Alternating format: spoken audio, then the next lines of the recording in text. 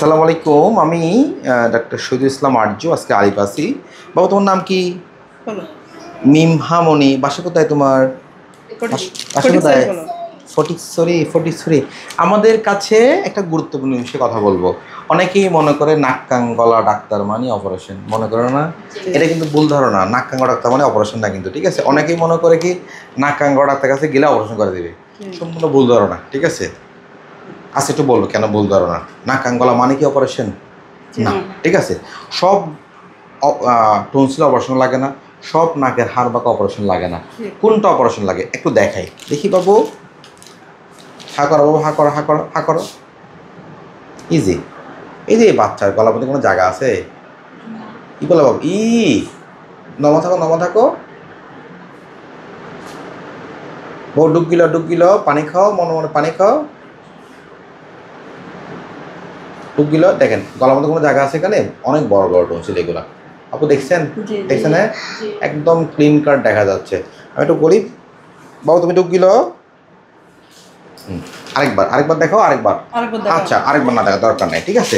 যেমন এই টনসিলে অপারেশন লাগবে। কেন অপারেশন লাগবে? বাবুরা তো হা করে ঘুমায়, নাক ডাকে, ঠিক আছে?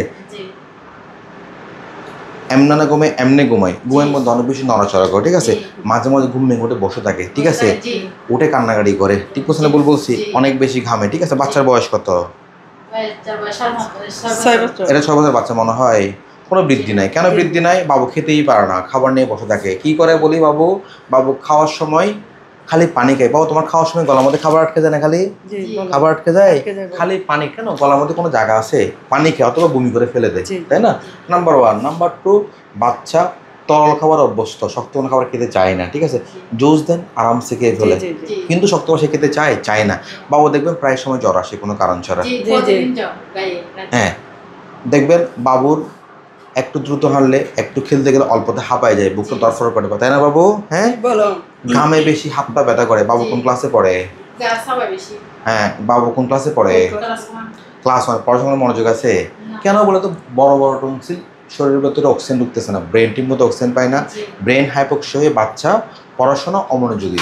এটাই কর। দেখি যে এই যে বাচ্চারা ধরেন, তখন ও নাকটা খোলা একদম, ঠিক আছে? নাক দিয়ে অক্সিজেন ঢুকলো, মুখ দিয়ে ঢুকলো, নাক দিয়ে ঢুকার নিচে এখানে কী থাকে? অ্যাডিনয়েড থাকে, এখানে বাধাপ্রাপ্ত হইলো। আবার ধরুন এখানে ঢুকলো, এখানে টনসিলের বাধাপ্রাপ্ত হইলো, ভেতরে অক্সিজেন ঢুকে না, আলটিমেটলি ব্রেন অক্সিজেন না পেলে বাচ্চা পড়াশোনা কী হয়ে যায়? অমনোযোগী হয়ে পড়াশোনার মনে রাখতে পারে না, বুঝছেন? 3 নাম্বার, বাচ্চা দেখবেন প্রায় সময় সর্দি কাশি লেগেই থাকে।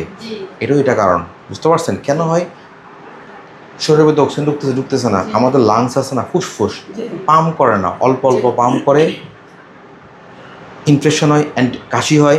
অ্যান্টিবায়োটিক খাওয়ান, 2 দিন ভালো, অ্যান্টিবায়োটিক আবার কাশি। কেন কাশি বলেন তো? কারণ তার মধ্যে অক্সিজেন ঢুকতেছে না, তাই না?